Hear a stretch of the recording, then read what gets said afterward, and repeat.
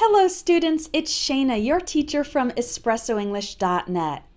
A lot of my students want to become fluent in English. But what's the best way to do this? In this video, I'm going to give you my top 10 tips for learning to speak fluent English.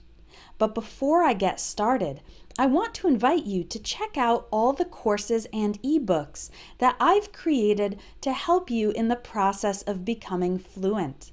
You can click on the link in this video or in the description for more information and to join my courses.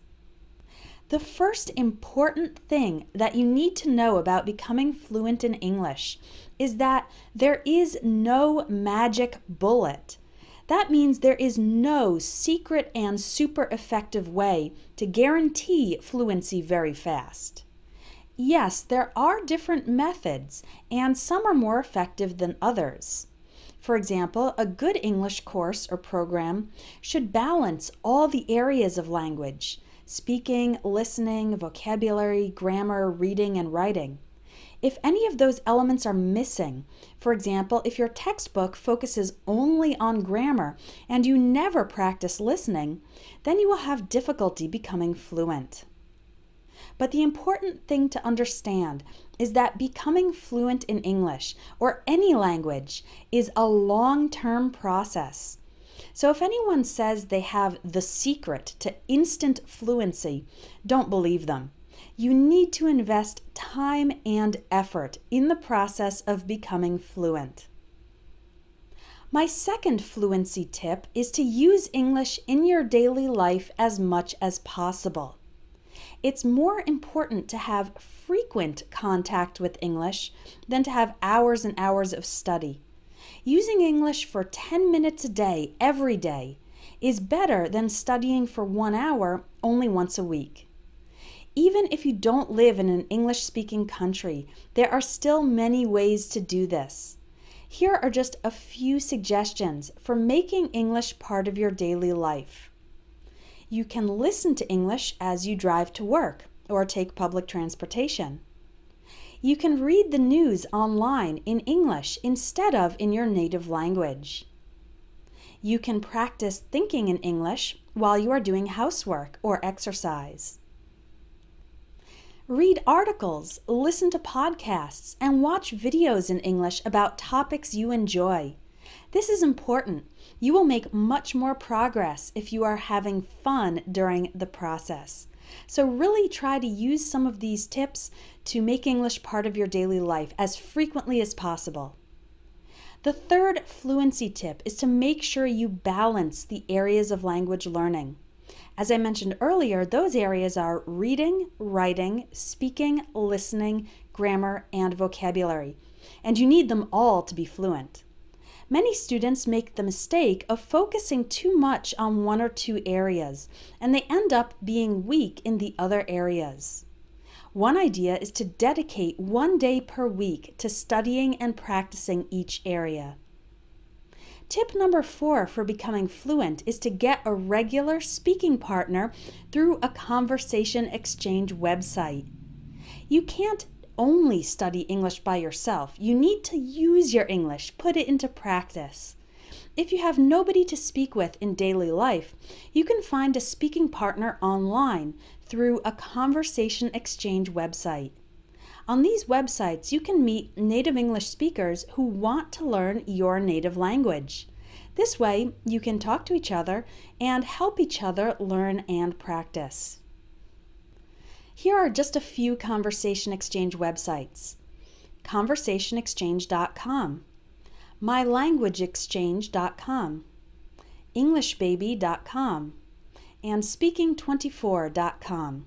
You can find many others if you search for conversation exchange. Try to speak with your partner at least once a week. This is so important for practicing as well as building your confidence. Fluency tip number 5 is one that a lot of students don't think about. It's to read, watch, and listen to English in many different contexts. Here's what I mean. If you only watch news programs in English, then you will be able to understand a more formal style of English, but not a typical informal conversation between two native speakers, which is often filled with idioms and slang that you won't hear on the news. On the other hand, if you only watch movies and listen to songs in English, then you might not be able to understand or write a more academic article. And if you only use English for work, then it will be hard to talk about other topics because you won't have the vocabulary. So make sure to diversify your English input with both fiction and nonfiction, formal and informal English, academic lectures and casual conversations, serious subjects and comedy, and so on. Fluency tip number 6 is a big one. Learn to think in English. This is one of the biggest keys to English fluency, but how can you learn it? Well, there's a step-by-step process you can follow. First, begin to think with just some individual English words. So whenever you see something in daily life, try to think of the English word for it. And if you don't know it, then you can look it up later in the dictionary. Then you can progress to thinking in simple English sentences as you go about your day. And finally, you can start imagining entire conversations and stories in your head in English. This is one of the best ways to practice English because if you make a mistake, nobody knows about it. Also, you can practice thinking in English anytime and anywhere. There's no need for a textbook or classroom. The earlier you begin the habit of thinking in English, the easier it will be to speak faster and more fluently. Tip number 7 is to say things with different words. Be creative. Two big obstacles to English fluency are lack of vocabulary and pauses or hesitations. This usually happens because you have an idea, but you can't express it in English. It can be really frustrating. However, if you don't know a particular word, try to think of alternative ways to express your idea. This is also important for English sentences. Sometimes you want to say something a certain way because you are translating directly from your native language, but you don't know how to construct the phrase in English. Of course, learning to think directly in English will help you avoid this problem, but also try to be open-minded and flexible in thinking of different ways to say the same message, and this will improve your fluency. Tip number 8 to become fluent in English is to practice talking to yourself. This is really an excellent way to develop your fluency and build your confidence. There's no pressure to be perfect, and nobody else will hear your mistakes.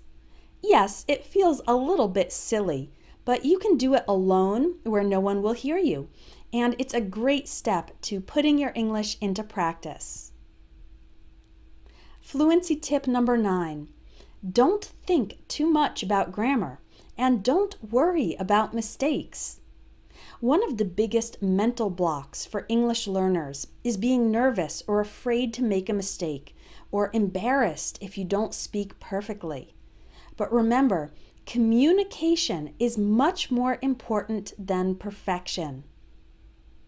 Of course, with time, you will want to correct your mistakes. But for everyday speaking in general, you need to relax. And remember that mistakes are not fatal or terrible. The important thing is to communicate. Finally, tip number 10 for becoming fluent in English is perhaps the most important, and that is don't give up. Never stop learning. I've had a lot of students who study for a few years, then stop, then start again, then stop for a long time, then restart. Maybe you have done this too. The problem is that you often lose the progress you made before, and then becoming fluent takes much, much longer. But the good news is that you don't need to be a genius to become fluent in English. You just need to be dedicated and practice consistently, following all the other tips I've taught you in this video. If you do this and you are persistent in learning and practicing the English language, then you will reach your goal of English fluency sooner or later. Like I said at the beginning of this video, I have courses and ebooks to help you in this long process of becoming fluent. You can visit espressoenglish.net to learn more. If you liked this video and you learned something that will be helpful to you in your English learning, please share it with your friends or on social media so that we can spread these tips to more and more English learners. Thanks for watching.